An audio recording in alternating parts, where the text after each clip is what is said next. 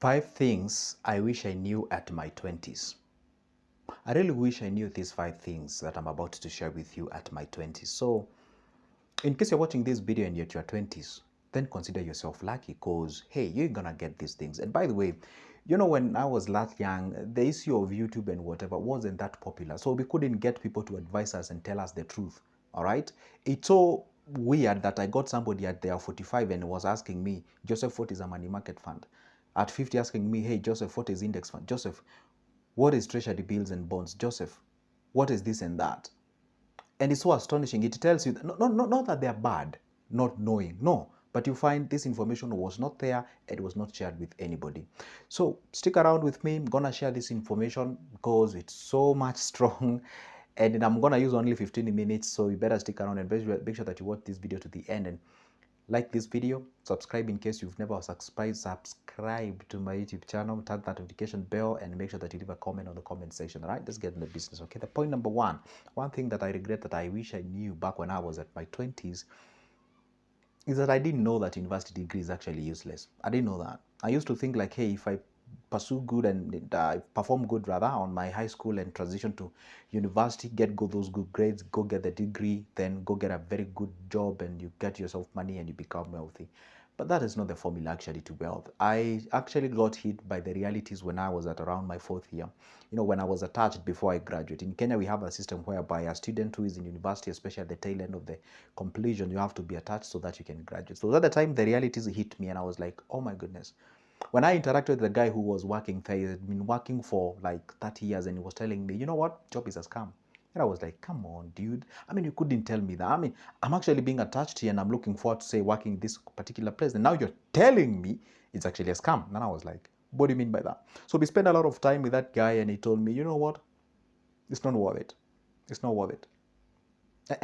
And of course I was like, but you look okay. Yeah, sure, I've built a home. I've actually educated my kids, but it was not worth it. Sure. Can you imagine this? This guy has a job and he says it's not worth it. Now you get the degree, you don't even get that job. What he was saying is not even worth it. Now tell me the kind of a crisis you'll be on. Probably there are people who are watching this video. You studied in school, you graduated from university, you have your degree, you have never used it. Well, I know that the academicians will be like, but you are using that knowledge that you had in university and you are using that language and that English that you are learning there. True, but that was not the point. When we went to the university, we were not going there to know English. Hello, are we together? We went there, truly speaking, let's not lie to each other. Let's not bury our heads into the sand, okay? We went to the university, we get the grades, we get good, whatever, we get good jobs, and we have ourselves a successful life. Because apparently that's what was told to us. That is what was shared to us. So I didn't know it is actually a scam. Am I saying that you should not study a degree? No, I'm not saying that. Study the degree, but do something other else, do some other things, at the satellite of that. You can be in university, but you're having other things out there. But you can study that degree with the mentality of, you know what? Sure, I know this may not give me food, but I'm gonna have some other things. Be there to connect socially, psychologically, financially, and what have you. Don't just hang around with people thinking that if you get that degree, if you get that paper or that certificate, voila, all your problems have been solved. That is not the reality. The reality is you can get that. For example, mine is under the bed. Literally, it's under the bed. I mean, when I say it's under, it is under the bed. Literally, in my suitcase somewhere. I've never used it. It has never given me anything. Somebody else might be watching this video and you're somewhere a CEO of a company because of your degree. You are lucky, but that's what the majority looks like. Probably, I would like to know how much do you love that particular job anyway. But anyway, the point is, I didn't know that. And I think the earlier you know it, the better it will be because it can actually prepare you yourself before you even embark on studying that particular degree. Because after all, school is good because there's some areas where it will help you. But if you're schooling to get money, it is not right. You may not get that money, by the way. And if you have to get it, it is limited. There are some other formulas that you can actually apply that can help you to do legit ones. Number two, or the second thing that I've never actually understood, or the second thing that I actually regret that I didn't know. The first one, I said the university degree is actually a what? It's not useful. It's not that useful, that is all. Two, second point is that the lesser the circle, the the lesser the problems. The less people you have in your circle, the less the problems that you're gonna have. Okay, forgive my handwriting, but whatever I write, I actually say it. So the lesser the circle, the lesser the problems. The moment you encircle yourself with a very big number of people, you have a lot of people to please. I saw somebody making fun of, on TikTok, he was saying like, Lamborghini only has 2 doors, yeah? You and the car driver.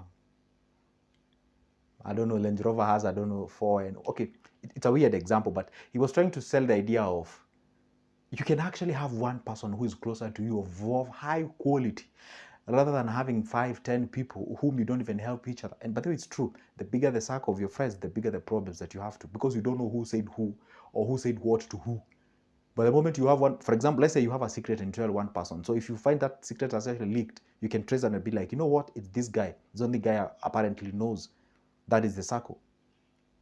You get what I'm saying? So the lesser the circle, the lesser the what? The problems. Because you hang around with people who are complaining the same problem as you, then you tend to think like it's the normality. For example, let's say all of you are graduates and you don't have jobs, and you be like, there's no job, there's no job, there's no job. So what do you agree? Oh, there's no job. I mean, it's the norm.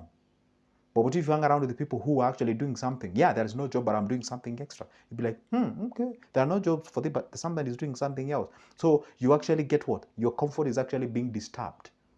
By the way, I don't know whether you know this. The more people you have in your circle, the lesser the IQ you people have. I repeat, the more people you have, the lesser the IQ you people have. By the way, a crowd people usually tend to have a low IQ compared to an individual. It's true. By the way, for me, I usually have one rule. The moment we get 3 people, I never talk sense. Let's say we hang around, we are having a conversation with you, and then all of a sudden, that person, either my friend or your friend or whatever, but we are 3, I cease talking serious things, because you can never sort of talk sense the moment you exceed 3. You can't. That's the reality and that's a fact. Okay, you exit 2. Probably I usually feel like when there were 2 of you, you can actually plan a lot of good things. But the moment we have a third person, you find issues just comes in. So the lesser the circle, the lesser the problems. I wish I knew that when I was in my 20s. Now, the other thing, this one is very important. Starting early, no matter how small, I didn't know that you can buy shares as little as 200 shilling. That is like $2 or less than $2. I didn't know that. I didn't know that I can actually embark on buying shares worth like 200 shillings each and every time continuously. Probably I could be somewhere where I am, right? Maybe I could be, you get what I'm saying? I'm not regretting it, and I'm not dissatisfied with the life that I'm living now. I'm simply saying this video to evoke the emotion for the people who are at their 20s, so that they can take the action and do what? Achieve something for the sake of their lives, all right? Because we are here to sharpen each other, just like an iron sharpens another iron. So starting early is way much better. Because you see, yeah, I know at your 20s you may not have a lot of money, but you can leverage on time. You have a luxury that most of the people who are their 50s don't have, which is the time. You have the time to try again and again and again and again. So if you can actually be able to leverage on that time, you can actually be able to be saving something little, or you can be investing something little. With time, then you can reach a certain milestone by, say, when you hit 30, 40, 50, or 60 years old, okay? And I know it's very hard speaking the language of 30 years for somebody who is at their, not even 30, let's speak the language of 10 years. Pick somebody randomly at their 20 years old and tell them, hey, 10 years time, you're going to be 30. Sounds like mystery to them. Sounds like, hey, 10 years from now, 10 years. And the 10 years passes by the way, if you invest or not, either way it will pass. So you find that these individuals, you tend to think like, before I even say that, let me just introduce the 4th one. The 4th one, not actually the 4th one, the 5th one. Let me call the 4th one, yeah? I pretend as the 5th one. Let me call the 4th one. Wealth takes time. Takes time to create. Okay? It takes time to create. It's never an event. It's actually a process. And by the way, it's very hard for young people to reason it with this point of mine.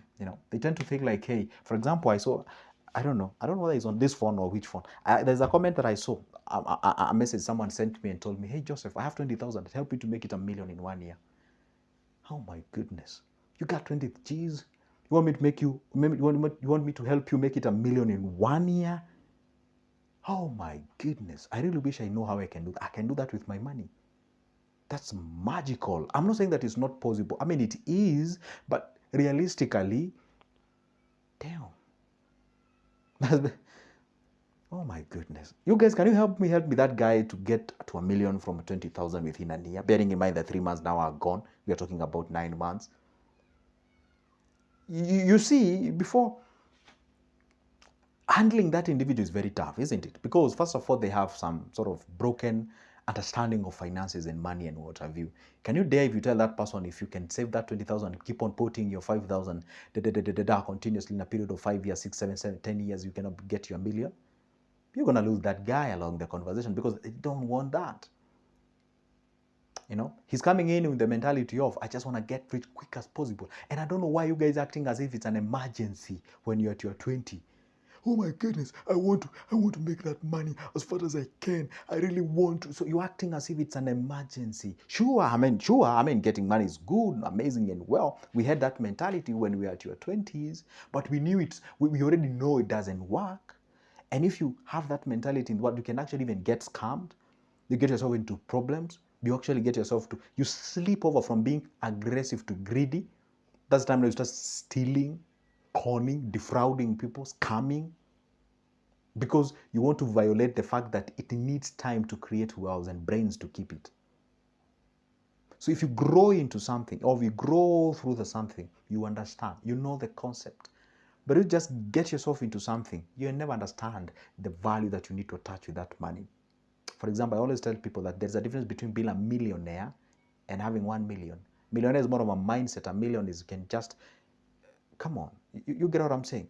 It takes time to create wealth. I didn't know that. I mean, I used to think like I can just throw myself into something, boom, boom, boom, boom, boom, boom, to 1 year, 6 months later, I'm wealthy. Yay! I'm just driving a Lamborghini and enjoying myself out there. It happens. If you're lucky, maybe you can just hit a jackpot and whatever. But how many people hit that? And the last point, the last thing that I actually regret not knowing when I was at my 20s is that nobody cares. I didn't know that. I didn't know that. Nobody cares. Nobody cares. Sounds harsh, isn't it? I mean, indeed, because it is actually. Nobody cares. Or should I say, nobody owes you nothing. Nobody owes you nothing. So we usually have this mentality like everyone owes me everything. Hey, you know what? Hey, I'm a kid. Come on, guys, I'm a kid. You know, I'm supposed to be helped. You know what? I just graduated and I don't have the money. I remember when I graduated, I wrote a business plan for my parents. Yeah, and then I told them, you know what, guys, you can fund me for business because I want to start a business because you already know that jobs are not there. And they told me, hey, you know what? We are done with you. Go out there, do your things. And I was like, oh my goodness, that's so callous of you. Why would you say? Okay, obviously, I didn't tell them that, but that's what I was thinking. Why would you do that? Come on, you should be with me. You should be, I mean, I deserve to be helped. I just graduated. You know what? I'm just a small person in this world. I know nothing. And I used to think like everyone is just standing around and thinking about, nobody cares. No, nobody. Nobody cares. You are all alone. You are by yourself. You gotta do it by yourself. Figure it out. Figure it out on how you can do it. I don't be like, but where do I don't know. Or be like, oh my goodness, I think the government is true. The government is something that they're supposed to do. But what if they're operating with the optimum as they think? Government doesn't own you anything. But they used to think like, hey, I am poor because the government is not actually making more jobs. And then one day I sat down and asked myself, okay, what if I was the president? How can I create jobs for the youths? How can I create? By the way, if you're a youth here, tell me how the government can create it, and then tell me how practical that is.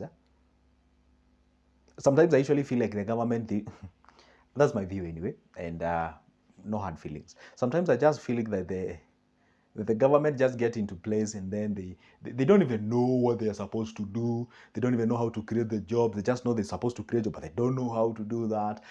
And then all of a sudden somebody in a different country with billions of money comes to this country and start a business. They're like, oh wow, we can leverage on that. Our policies allow that guy to come and actually start the business.